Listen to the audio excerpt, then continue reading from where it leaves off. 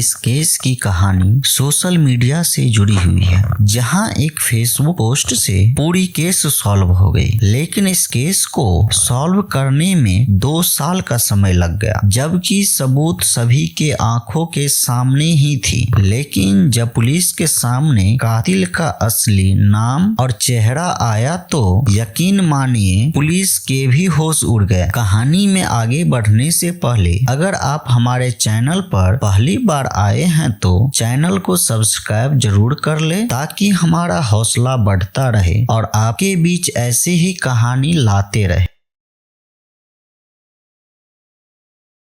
तो चलिए शुरू करते हैं। तारीख थी 25 मार्च 2015 के दिन कनाडा में 21 साल की लड़की साइन रोज एंटोनियो और उसकी बेस्ट फ्रेंड ब्रिटनी गार्गल ने एक सेल्फी ली और वो इसे फेसबुक पर पोस्ट करती है। यह फोटो ब्रिटनी के फेसबुक अकाउंट से पोस्ट की गई, लेकिन आगे चलकर इसी पोस्ट से किसी की मुश्किल बढ़ने वाली। किसी को यह नहीं पता था कि आगे चलकर यह कातिल का असली चेहरा पुलिस के सामने लाकर खड़ा कर देगा। अब 26 मार्च 2015 यानी अगले सुबह में कनाडा पुलिस को एक कॉल आती है। ये कॉल एक टैक्सी ड्राइवर का था। उसने बताया कि जब वह सुबह में अपनी टैक्सी लेकर सस्केचेवन नामक एक जगह है वहां से गुजर रहा, वहीं सड़क के किनारे एक लड़की की लाश पड़ी हुई थी। लाश देखते ही उसने फौरन पुलिस को कॉल किया। पुलिस घटनास्थल पर पहुंचती है। जब पुलिस पहुंचती है तो देखती है कि लड़की के गले पर अजीब से निशान बने हुए। देखने से लग रहा था कि उसकी गला घोंटकर हत्या की गई हो। उन्होंने शव को कब्जे में लेकर पोस्टमार्टम के लिए भेजवा दिया। पुलिस को वहां से एक लाल रंग का बेल्ट भी मिला। पुलिस को सबसे पहले ये जानना जरूरी था कि आखिर वह लड़की कौन है जिसकी लाश उन्हें मिली। उन्होंने देखा कि लड़की के शरीर पर खूब सारे टैटू बने हैं, इसलिए उन्होंने उसके फोटो लेकर सोशल मीडिया पर अपलोड कर दिया, ताकि किसी को भी अगर इस लड़की के बारे में कोई भी जानकारी हो तो वे पुलिस को खबर जरूर करें। सोशल मीडिया पर फोटो पोस्ट करते ही कुछ लोगों ने लड़की को पहचान लिया। इनमें से एक थी साइन रोज एंटोनियो। उसने बताया कि आप जो फोटो सोशल मीडिया पर अपलोड किए हैं वो मेरी दोस्त ब्रिटनी गार्गल की है। उसने पुलिस को बताया कि कल रात यानी 25 मार्च 2015 की रात को हम दोनों साथ ही थे। पुलिस को साइन ने बताया कि 25 मार्च 2015 की रात दोनों लड़कियां किसी नाइट पार्टी के लिए निकली। वे लोग एक बार में गई, फिर वहां से ब्रिटनी का एक लड़की के साथ नाइट आउट का प्लान बना और वह उसके साथ निकल गई। इसके बाद का मुझे कुछ नहीं पता। बाद में अगले दिन यानी 26 मार्च 2015 की सुबह उसने ब्रिटनी को फोन करके पूछना चाहा कि तुम घर पहुंच गई हो या उसी लड़के के साथ, लेकिन ब्रिटनी ने उसका फोन नहीं उठाया। साइन ने बताया कि उसने ब्रिटनी को फेसबुक पर भी मैसेज किया, लेकिन वहां भी उसे कोई जवाब नहीं मिला। फिर उसके बाद आपका सोशल मीडिया पर पोस्ट देखा तो आपसे संपर्क किया। पुलिस को साइन ने ब्रिटनी का वो फेसबुक पोस्ट भी दिखाया जिसमें दोनों साथ। पुलिस को अब उस लड़के को ढूंढ निकालना था जिसके साथ ब्रिटनी नाइट आउट पर गई, लेकिन तमाम कोशिशों के बाद भी उस लड़की का कुछ पता नहीं लग पाया। इसलिए उन्होंने दोबारा से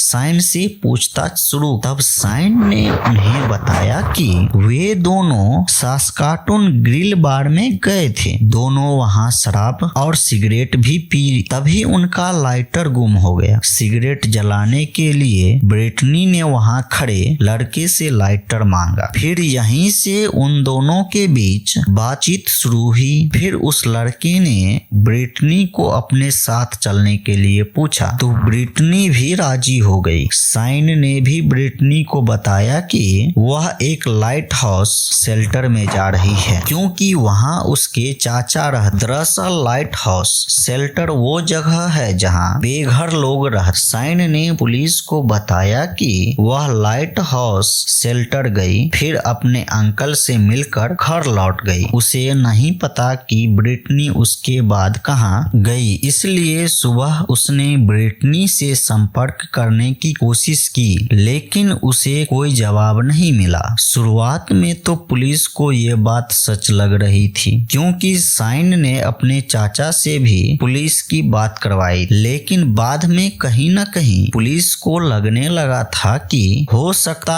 था साइन झूठ बोल रही हो, इसलिए उन्होंने साइन के बताए बार में जाकर ये बात कंफर्म करने की सोची कि दोनों लड़कियां उस रात वहां गई थी कि नहीं। जब पुलिस ने बार के सीसीटीवी फुटेज चेक किए तो उनके होश उड़ गए। जब उसने सीसीटीवी देखा तो पता चला कि दोनों लड़कियां वहां आई ही नहीं थी। अब तो पुलिस का शक और बढ़ गया, लेकिन कोई पुख्ता सबूत नहीं मिला था। जांच चलती रही और इस तरह 2 साल बीत गए। तकरीबन 2 साल लग गए इस मामले का सच जानने में। ब्रिटनी ने जो फोटो 2 साल पहले सोशल मीडिया पर अपलोड की थी, उसी फोटो ने पूरे मामले की पोल खोल दी। इस फोटो को पुलिस ने जब ध्यान से देखा तो पाया कि साइन ने जो बेल्ट पहन रखी है उसी से ब्रिटनी का गला घोटकर उसे मारा गया था और यही बेल्ट पुलिस को ब्रिटनी की लाश के पास भी मिली थी। पुलिस ने जब साइन को रिमांड पर लिया तो सारी पोल खुली। पहले तो उसने पुलिस को गुमराह किया, लेकिन पुलिस ने जब साइन को सच्चाई दिखाई तो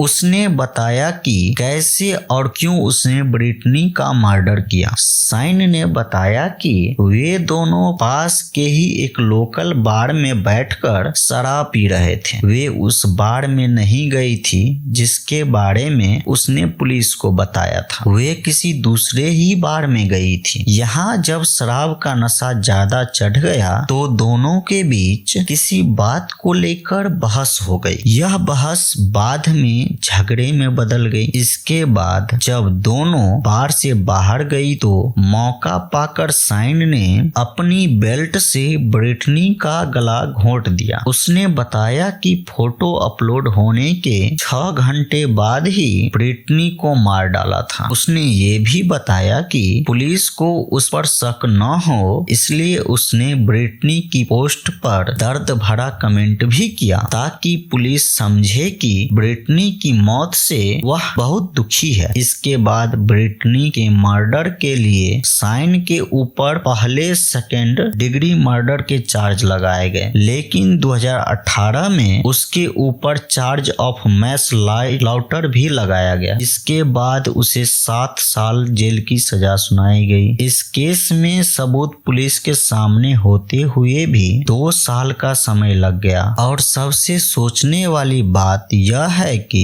एक सबसे अच्छा दोस्त जिसके साथ हम अपना सुख दुख बांटते हैं, क्या वह छोटी सी बात पर कत्ल भी कर सकता है? इस पर आपकी क्या राय है? कमेंट बॉक्स में जरूर बताएं।